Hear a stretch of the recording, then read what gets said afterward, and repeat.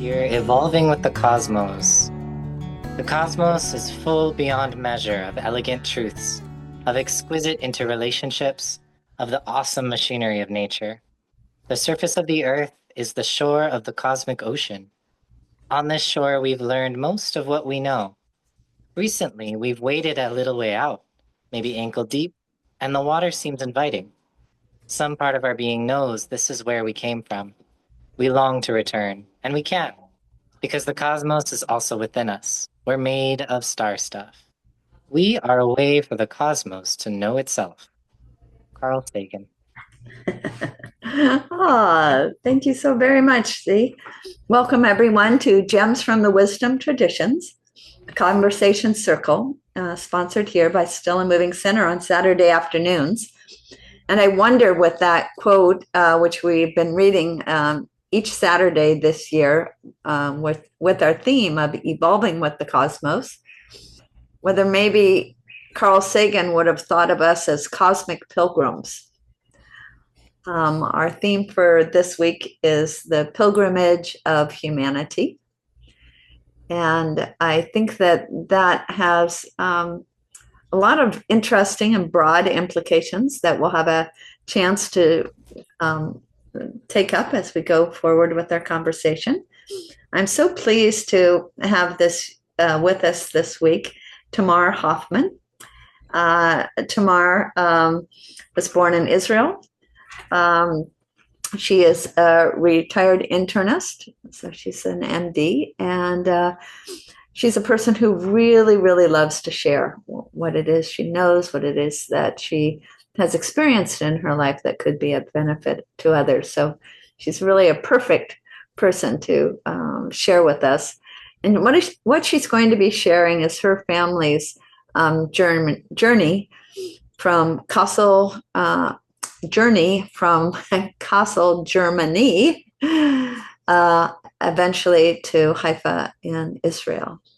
So without further ado, I hand it over to Tamar, and whenever you'd like, I'll share the map that you sent me. Okay. So actually what I did is I did a little bit of homework. Do you hear me all? Yes. Okay. And I read what pilgrimage is. And it says it's a journey to the holy place which can lead to a personal transformation, after which the pilgrim returns to their daily lives. So people may have different definitions. In my family story, there were actually two pilgrimages. One maybe fit the definition better. That's actually my mother's parents' history. They came, my maternal grandfather came from a little village in Lithuania, and the little village is called, difficult name, I'll find it in a minute. It's called Balieriskis. It's very small. You have to enlarge the map to find it. And he was a son of a rabbi. He had two brothers, and the rabbi dad wanted all three to be rabbis like his, walk in his footsteps. And they say, no, we are Zionists, we're going to Israel. My grandfather was born in 1898. And at the age of 22, he boarded a ship with his brothers to go from, well, I don't know where obviously there's no harbor in their little village, but they managed to go to an ocean and then from there to Israel. He wanted to be a farmer. He ended up not being a farmer, but my mother was born in Israel, so she was a Sabra and so am I. So he was truly a pilgrim because he believed in the ancestor Holy Land and didn't want to stay in the diaspora and sought new life in a new country. I don't know much about his history. I know more about my father's side. And I think I sent to Renee a map of Lithuania where he was. One of them was very small, and I then found a bigger one. So maybe his little village was in the southern part of Lithuania. And okay, so you could see it. You see Kaunas, and you see Prienai, and a little south of that is Balbieriskis. So that's where he came from. Kind of, yeah, there.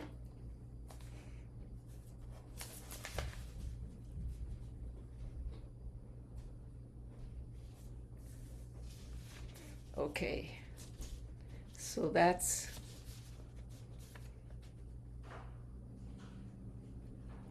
are we okay?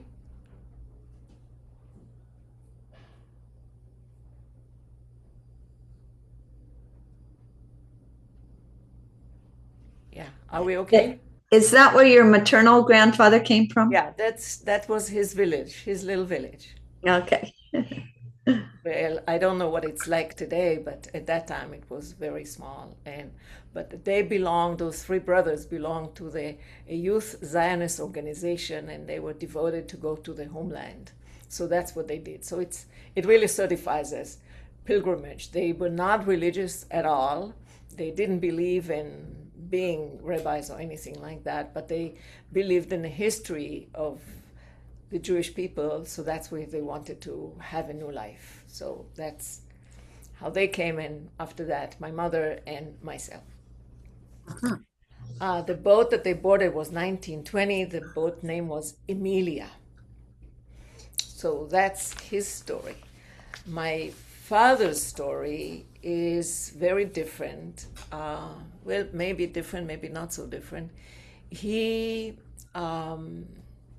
was born to a privileged family in Germany. The town, the city that they lived was called Kassel. His father was a merchant. He had a store, successful store with housewares and dinnerware and expensive china.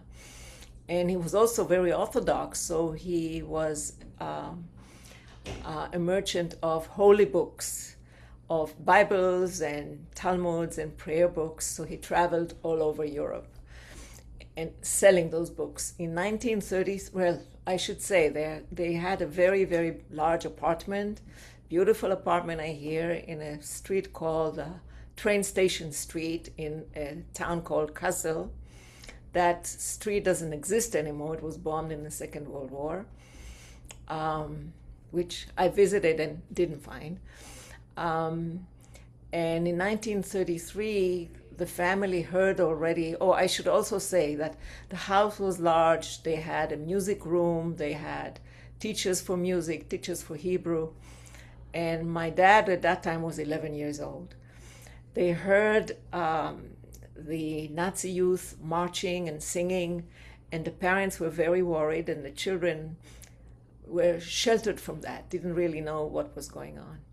One day came a knock at the door. A policeman came in and arrested my grandfather, sent him to jail for who knows what the excuse was. He came back 2 days later, all beaten up and bloody, and told my grandmother that we're leaving here. This is not safe. Well, she said, where are we going? He said, we're going to Palestine. And she says, what's there? There's nothing there but desert and swamps. And he said, oh, no, I was there with a synagogue. It's beautiful. I'll take you there. So they traveled from Germany to Israel. In mother's passport, that means my grandmother's passport, the 3 children are written, my father, his sister, and his younger brother. So they leave, and while they're on their way, there's another knock on the door. Police comes in, wanted to arrest my grandfather again. And the family that was there said, well, they're not there. When are they coming back? We don't know. So that's a problem, because they have to somehow get the children out of there to meet with their parents without the authorities knowing about that. My grandfather was very resourceful. He had people that he knew and he could trust. They went from Israel to Switzerland, Basel in Switzerland, and he hired the help of a couple. The husband of the couple took trains to the city of Kassel, collected the children. They put their belongings in suitcases, and they traveled, and I have a map of their travel. They traveled from Kassel up north and then down south to Basel. In Basel waited for them a woman that was the wife of this gentleman. She pretended to be my grandmother. They managed somehow the passport, and she said, I'm the mother of these children. In the train station in Basel, the children passed the border from Germany to Switzerland, and there was a very, very dramatic meeting. My father didn't talk much about it, but his sister told the story more in more personal terms and details. So now the family is together. It was a very, how shall I say, dramatic, sentimental reunion. And now they have to go to Israel, continue their journey. My grandfather bought certificates from the British to go to Israel, but he never got the certificates. So he's going on the belief that somehow he'll get it on the way. And I have the map of their travel. That's the other map, which shows how they went from, okay, that's the other map. So A is all the way up, that's where Kassel is. Then they went north and south to Prenzlau, then finally to Basel, that's C. Then they went further down south to Italy. They went to Milano, from there to Merano, and then to Trieste, where they were hopefully planning to take the boat. My grandparents had some money with them. They used it up for the travel and for living in hotels. The children said that it was heaven because while waiting to go wherever they were going, they had a chance to roam around the hills of Italy. For them, the Mediterranean was paradise because they lived up north in a cold, gray country. And all of a sudden, there is hills with greens and with trees and with fruits and flowers they never saw. So for them, it was paradise. But time went on and the certificates did not get in. I'm not sure how my grandfather actually hoped to get this certificate if he's on the road, and the Germans should know that he's on the road. But that's the story that I got. And so they're staying in Trieste, and nothing happened, no certificates. They say, okay, now we go on a boat. So that's the last leg of the journey, that big blue from F all the way through the Italian Sea, Adriatic Sea, all the way to the Mediterranean, to G, Haifa. So that's my hometown. They came here, the boat landed, and everybody gets off the boat except for my family because they didn't have the British certificates. Somehow, I guess my grandfather knew more people, and somebody paid somebody, and they left the boat and settled in Haifa, which is a harbor town, beautiful, beautiful city. They had a big change from blessed life in Germany to very poor life in Israel because my grandfather couldn't do what he was doing anymore. The little money that he was able to take with him, he used on the trip. So somehow they managed. My dad told me that my mother was crying at night, that she could only give the children tea and not milk.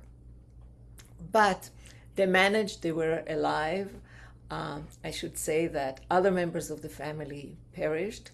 My grandmother had 6 brothers that were all physicians and dentists, and they tried to save children and put them on trains from Germany to Britain.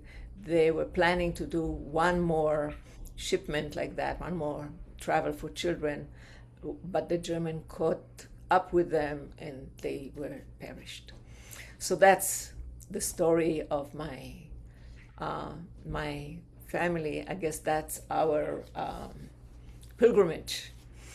And my grandfather wanted to save his family, so I don't know if this qualifies for pilgrimage, but at the same time, he journeyed to a place that he knew about, that he loved, that Jewish people yearned to go for many, many, many years. And in Passover, we sit around the Seder table and we say now, next year in Jerusalem, which is what people said over the millennium, hoping to meet next year and do the same gathering and celebration in Israel.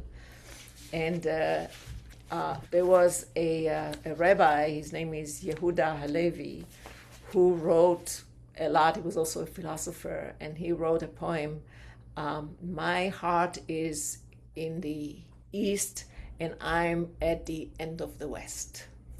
So this is a very touchy, to my heart at least, and true for me. Now I'm even further west than he was. He was in Spain. But my heart is obviously in my home in Israel. The same gentleman, Rabbi Yehuda Halevi, made it from Spain to Israel towards the end of his life. So he made a pilgrimage as well. So I guess that is, in a nutshell, my story. And if people have questions or comments, I'm here. Oh boy, thank you ever so much, Tamar. That's really quite a heartrending tale. And I think it really does serve to illustrate something of what the definition that you gave of a journey to a spiritual place that may result in personal transformation. Yeah. And I imagine that transformation doesn't just need to be personal to one person. It can, radiate out over generations, as well as to other individuals who hear of the story as well.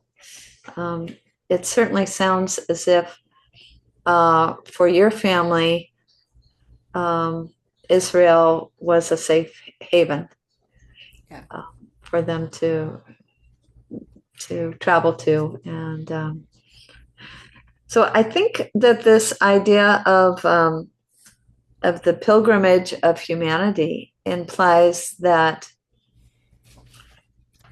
in some ways we are all pilgrims, and we're all in search, whether through time, through space, for that sacred space, that sacred place. And it may be someplace that's not a physical place, but it's a place that we hold dear in our minds and our hearts.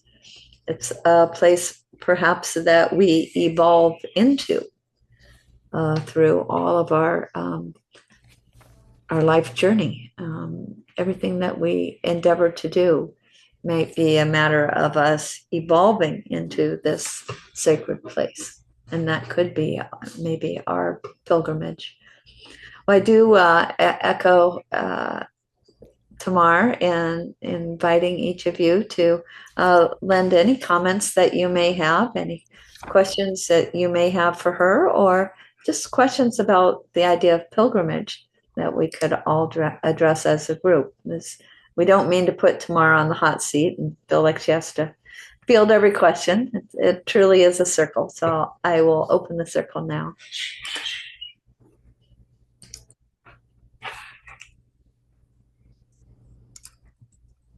Mary? Mahalo, Tamar. Thank you so much. Thinking about families now, my makeup, my ancestors are from all over the world.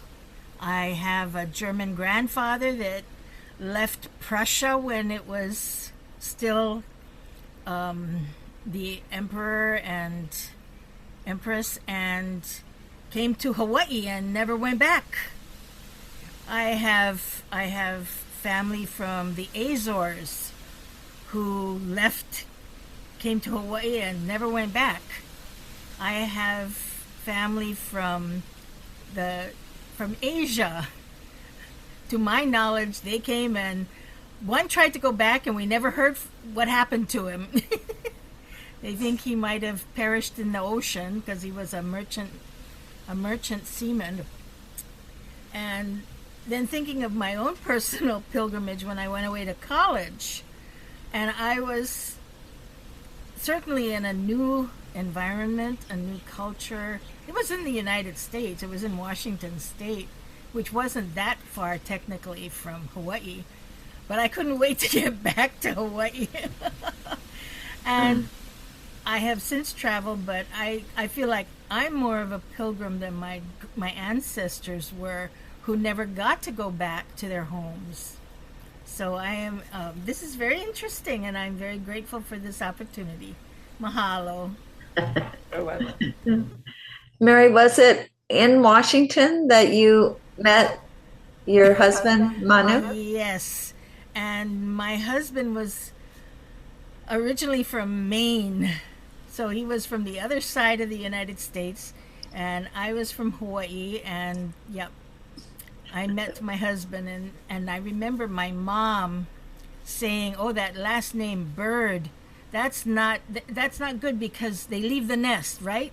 The kids, you want to push them out," and she didn't like that idea, but yeah, I have birds in my family, and we came back. Amen. Amen. Thank you so much.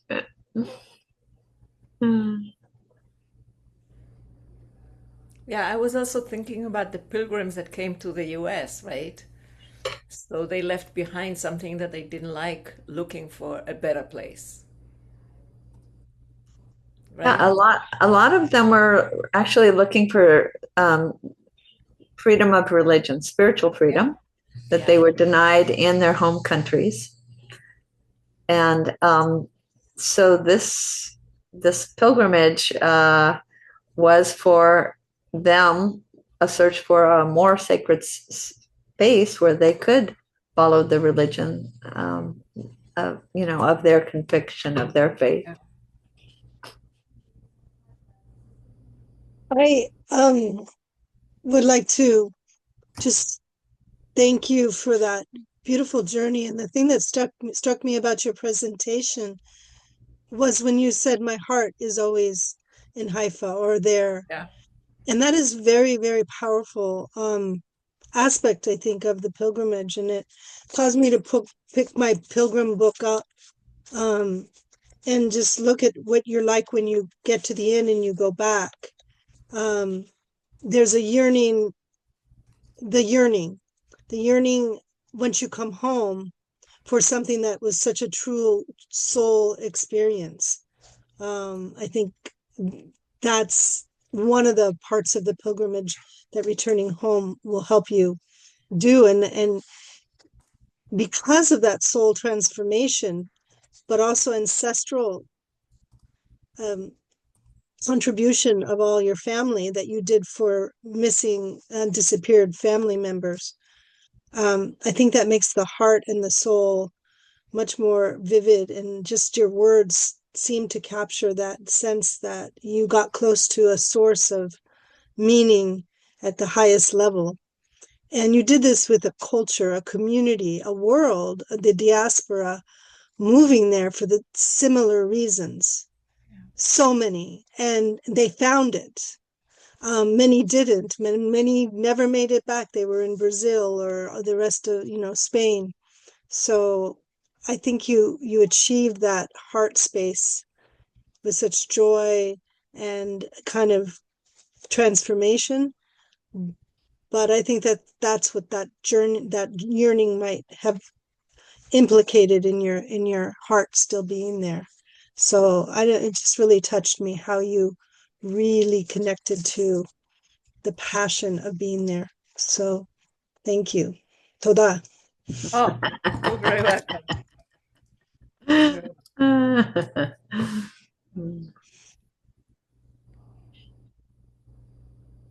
Yeah, so I don't know, my journey somehow, my own personal journey made me move away, but my heart is still there.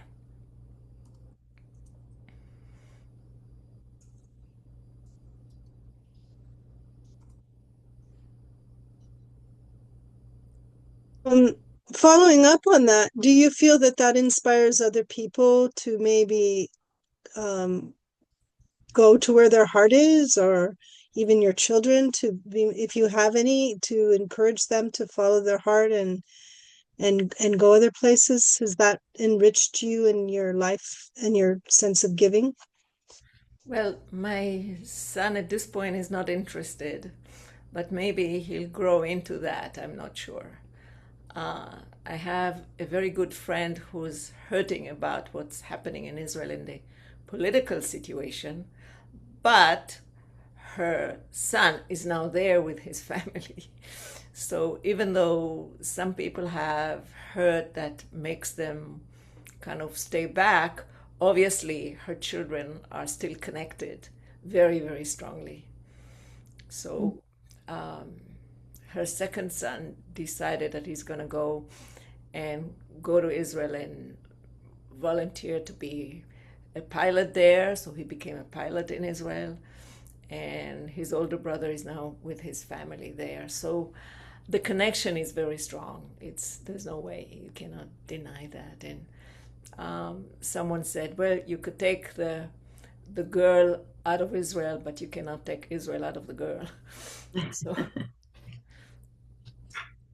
It was interesting to me, one of the details that you mentioned, Tamar, which is that your father, even though you grew up in Israel, very much wanted you to learn German.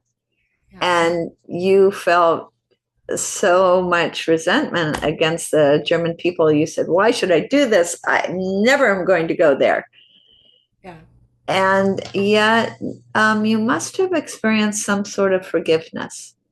Absolutely. You know, as a young girl, I said, well, I'm first Israeli and Jewish second. I'm Israeli. That's my pride. And a lot of people, young people of my age group at that time, were happy that Israel is strong and no more the picture of the weak Jew that everybody takes advantage of. So we wanted to have a new image of ourselves and of our nation. And of course, there was a lot of anger and bitterness about the German people. It's interesting that right now I'm married to a German who's my age, and his parents were against the Nazi regime.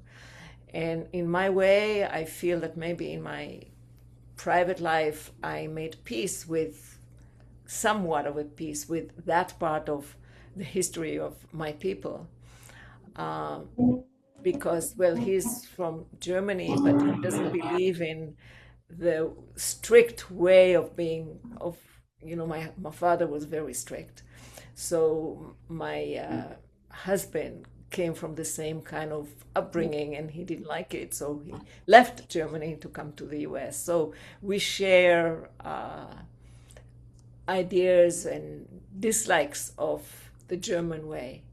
However, at the same time, I grew up and I understood that my father was a victim of a time, that it was not his fault that he was the way that his history shaped him. And later on, of course, I forgave him, and I was getting more and more interested in learning about what happened, what shaped him.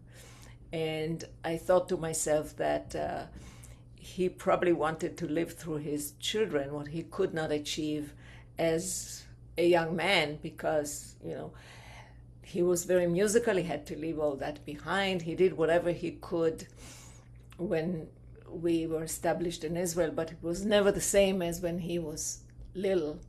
So he wanted all of us, my brother and myself, to study music, to study German. He didn't quite succeed with either one, but as far as me understanding, I understood what it was for him to be a an war victim, you could say that, even though he was not injured himself. Displaced person, I think that's what you call that. And I'm not sure that he even felt at home in Israel. I did. I'm not sure he did. Maybe he always reminisced about the country that he had to leave at such a young age. So I obviously understood him later on when I grew up. But as a teenager, I was all gun ho. I went to the youth movement. I was just like the pioneers of the previous generation. But I understood what he went through. So that was, I guess you call it these days PTSD, but there was no name for that then. But I'm pretty sure that he had a big pain from that. Yeah. So your forgiveness of the German people was very much tied with your forgiveness of your family. Yeah. And how interesting. That was a personal transformation that you had to go through Yeah. as a result of that pilgrimage.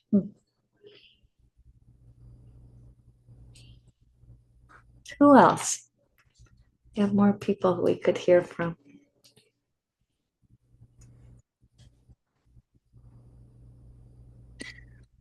I find this topic deeply interesting and deeply disturbing at the same time. I think journey is again interesting, and yet finding some place to go is troublesome. Pilgrimage means you're trying to find a holy space that you can get to arrive at a holy place. What Tamara was talking about, I think, probably is closer to refuge, finding a refuge, finding a safe place. But all of that is kind of reducing it to geography. Israel is not a place, it's a people. The Cheyenne were the people of the land. And somehow that journey, I think Renee was kind of getting at it when she described Tamar's process of journey as heart rendering. It became clear that it's a heart mending.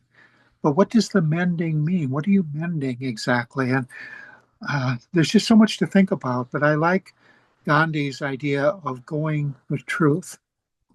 And of course, the great Salt March was that process of step by step being in a process of getting not to the salt, but moving at that place. In Buddhism, the Buddha never said he was the enlightened one, the Buddha.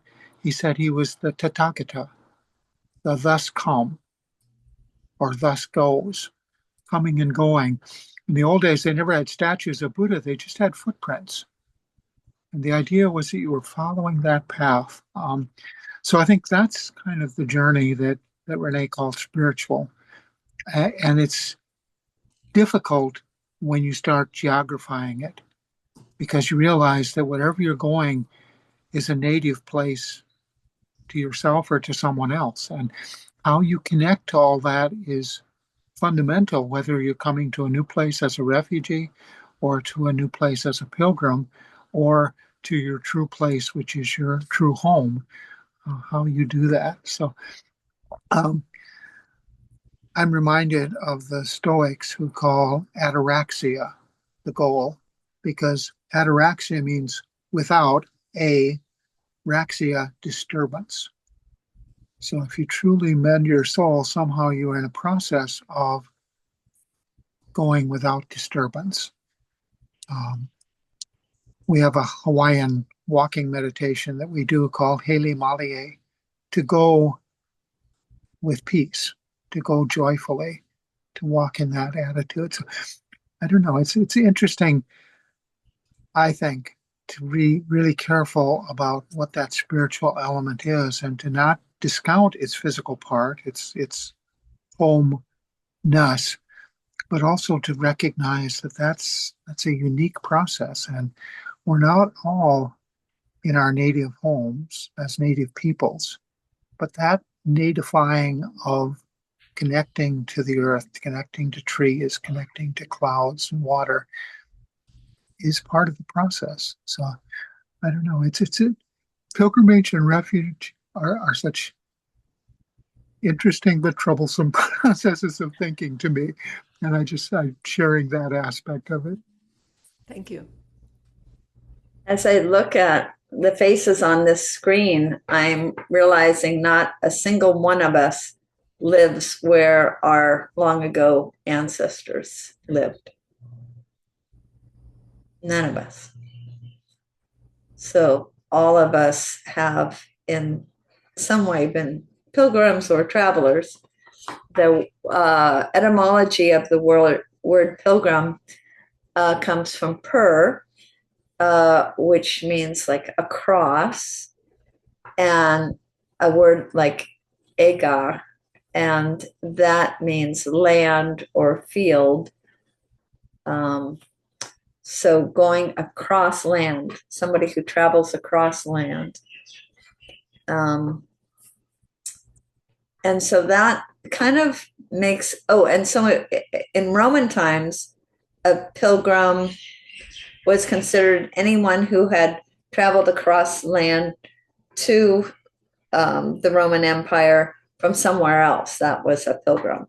And then as we got into, I think, more of the Middle Ages, then the word pilgrim was used with a more religious connotation of traveling to this sacred site. But in any case, this idea of going across lands, I just wonder what it would be like to think of it as going across times, that each of us in our lives is crossing through time into different states of consciousness.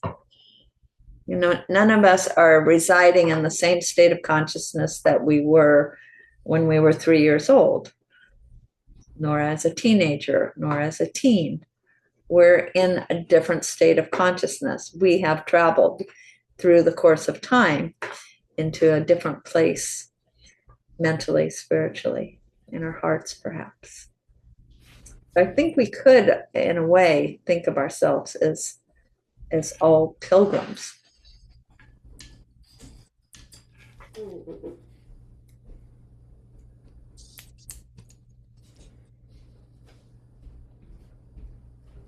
Michael, what drew you to attend our meeting today? Was there something about it that the topic that attracted you? Can I ask? Well, the Jewish tradition has some relevance to me.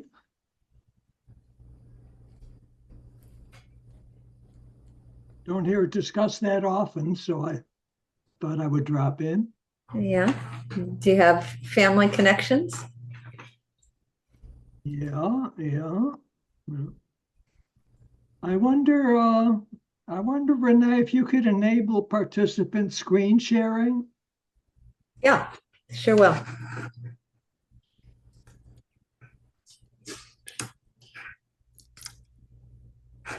You should be able to share now. I'm really not very good at this. Dustin might be better able to coach you than I am. I struggle with it. Oh, I think you're doing it. Look at that. So that's my father, and that's his Reisepassa, his travel pass from the Nazis. Wow. When he was able to escape Vienna and come to the United States. Wow. And they allowed him to. You had somebody in the United States, you know, in the early 30s, you could just leave and maybe, have all your money taken, but it wasn't so easy to leave after the early 30s. But yeah, he managed to come to the United States. In 1938. I think it was about 1940 or so, 39. The passport says 1938, but that might not have been when he traveled. Maybe that's when it was issued. Yeah, yeah. Huh. Thought I'd share that. Yeah. What difference has that made in your life, knowing about your father's journey? Well, traditionally, Jewish people are sensitive to the suffering of others. Mm. Try to show compassion.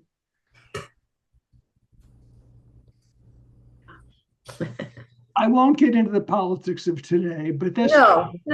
That's okay. Jewish tradition. So maybe, through suffering, you become a little more empathic of others. Yeah.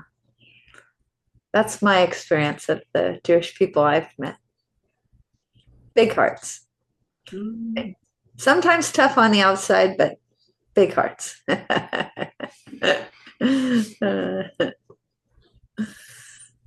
Dustin, what do you have to share? I also wanted to, I think Renee and I spoke about that we, in this small family, mourn the loss of Gilad Yankelevich, who taught in this studio, and he passed away on the 9th, so a couple of weeks ago. And he was born in Israel. His dad escaped Germany, I don't know which year, but it was during the Second World War, and was able to journey to Shanghai in China. And Gilad's sister and her husband wrote a documentary about the Jews that fled into Shanghai. And there's a movie that is called The Shanghai Ghetto, which is very interesting. When I got to know Gilad years ago, I heard about this documentary that his sister made. And I still remembered, I believe the movie is available on maybe YouTube, but also some other networks, screenings. It's very interesting. And there's interviews with people who told the story and pictures of Shanghai and showing where things used to be eons ago. I think the movie was done 2000 something, so of course a couple of decades after it all happened. But it's very interesting. It's called Shanghai Ghetto. I think 2003, if I remember correctly. So for whoever is interesting, more interesting stories. Yeah, thank you. And the Chinese let the Jewish people live there unharmed, have their own little culture there and little stores, and keep their culture, keep their religion. And yet their ultimate goal was Israel. I think that Gilad's dad moved to the U.S. and from U.S. to Israel. That was the journey. I see. Yeah.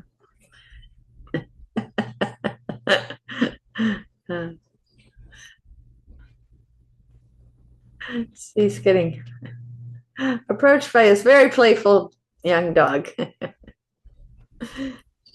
Seer Dustin, do you want to add in? Yeah, thanks for sharing that history and story, Tamar. I would say here at the Still and Moving Center, we have been, for some people, a home, a place to find home, and then also a place that is on their pilgrimage, on their journey, and so it's been just really something special and unique to be a part of different people's lives each on their own pilgrimage of searching for something. Maybe it's love, family, maybe it's health, community, and each and every one of them looking to learn, looking to grow, looking to evolve with the cosmos. So yeah, this topic just reminds me about how special it is to be in community with all of you, and many of those who have come before all of us here and who are here now, and who will also be a part of this community long after us. Yeah. And it is very much of a community in motion. I mean, living here on the islands, we see a lot of coming and going. It seems to me more than I remember experiencing in other places that I've lived. And so, yeah, having that feeling of sometimes being a stop along people's way, and a very precious stop. One of the things, if you read, for example, Joseph Campbell's Journey of 1,000 Faces, and he's talking about the hero's journey, which could be something of a pilgrimage. One of the important things is to have allies,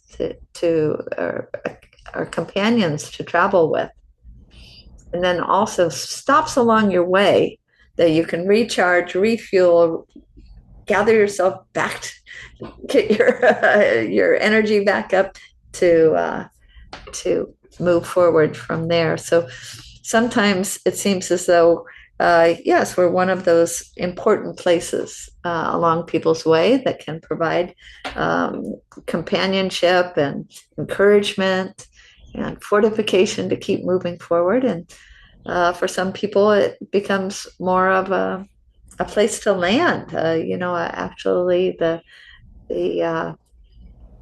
like the goal of pilgrimage, where somebody can achieve that transformation. And yet, in an ever-evolving universe, like Bob was talking about, it's really not so much about the physical place.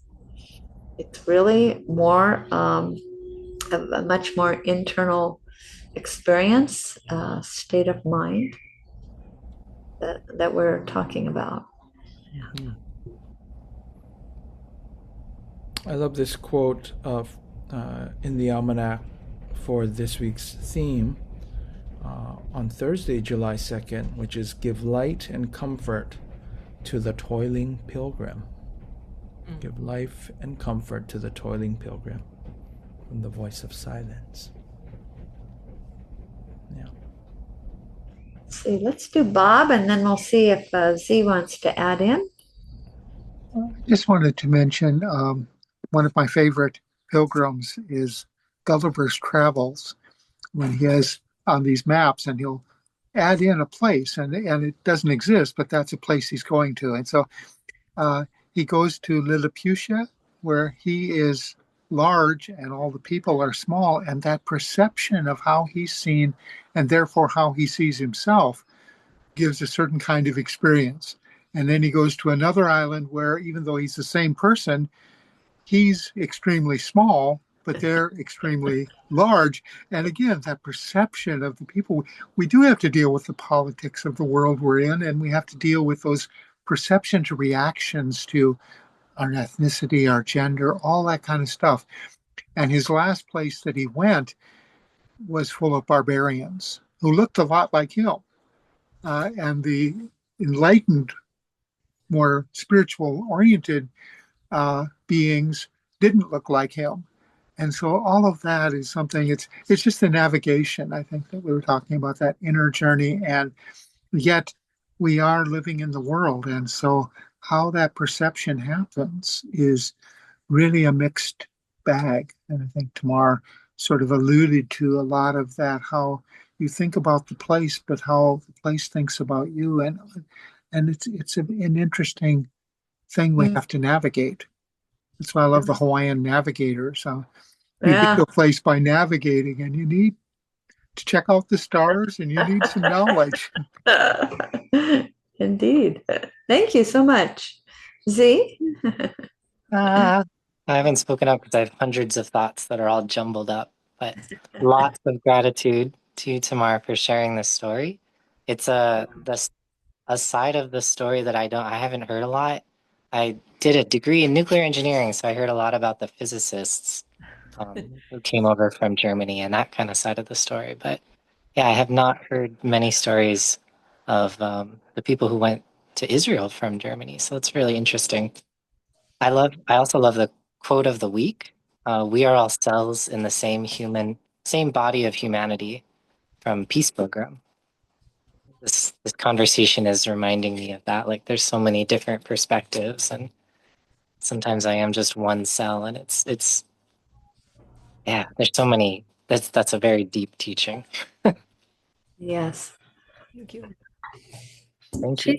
She's actually a really remarkable human being who traveled the country 7 times carrying the message of peace.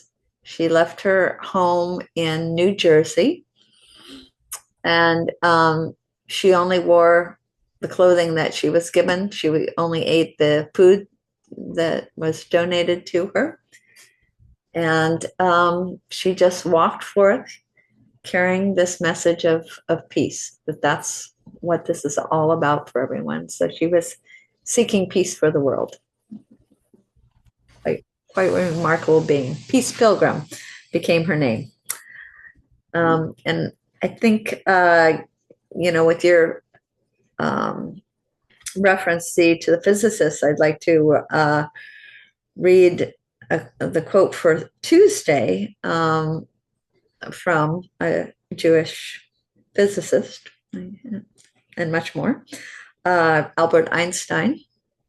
A new type of thinking is essential if mankind is to survive and move toward higher levels. I think that's what this pilgrimage idea is really all about. So just a reminder to everyone that next week we'll provide for you the link to the celebration at the Institute of World Culture in Santa Barbara, from which we really have gotten so much of our inspiration for their 50th year celebration on their 50th anniversary of their Declaration of Interdependence that happened on July 4th in 1976. And so we'll give you a link to be able to celebrate with them online. And the following week, we'll have a presentation and conversation on the idea of spiritual will. The quote for the week is, "All that we are is the result of what we have thought." And tomorrow we would really like to extend to you our immense gratitude for sharing not just a story, but a great deal of life wisdom that you have cultivated in living this story. I mean, to me, it is really the cumulative result of a spiritual pilgrimage that it seems to me that you have been on and continue to be on. And we very much hope that you will feel free to join us whenever you'd like on these Saturday afternoons. And also want to mention that Tamar has offered to come again at least to present to us on October 10th for the topic of feeding the body and nourishing the soul. As I mentioned, she is an internist and she has some great wisdom along those lines as well. So we all thank you so much, Tamar. It was truly a wonderful experience for us. Thank you, everyone else, for attending. Thank you, and hi to Bob, an old friend. We go back a couple of decades, right? Yeah. Aloha all. Aloha, and have a wonderful weekend. Thanks, Tamar. Goodbye. Very well.